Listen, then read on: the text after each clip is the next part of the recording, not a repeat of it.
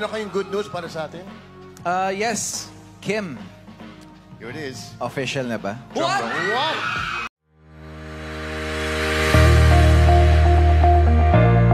Marami nga ang nag-aabang ngayong araw kung saan ay may revelation ang Kim Pao tungkol sa kanilang totoong status ng kanilang relasyon.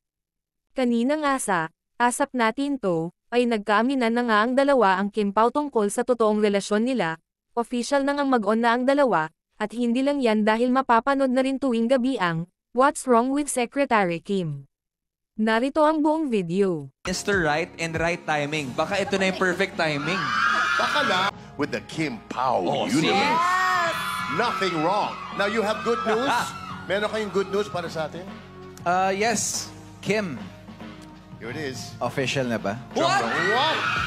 Sir What? Marks, I think that's our cue. That's our Sa'yo cue. na See you yan. later, everybody. Bilang secretary mo, nandito lang ako lagi para sa'yo.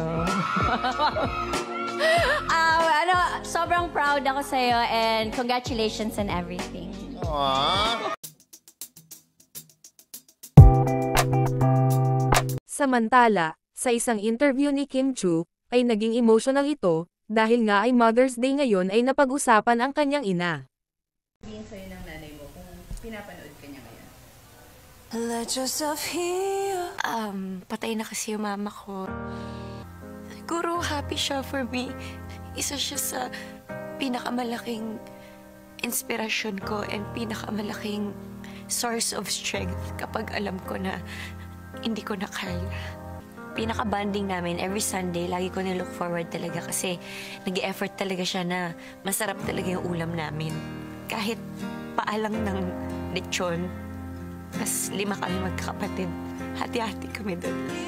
Thank you for guiding me, for helping me get through all my problems. And thank you kahit di kita nakikita.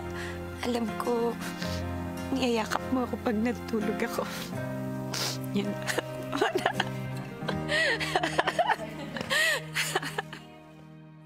Ang hirap naman itong interview na to. Ayoko talaga to eh.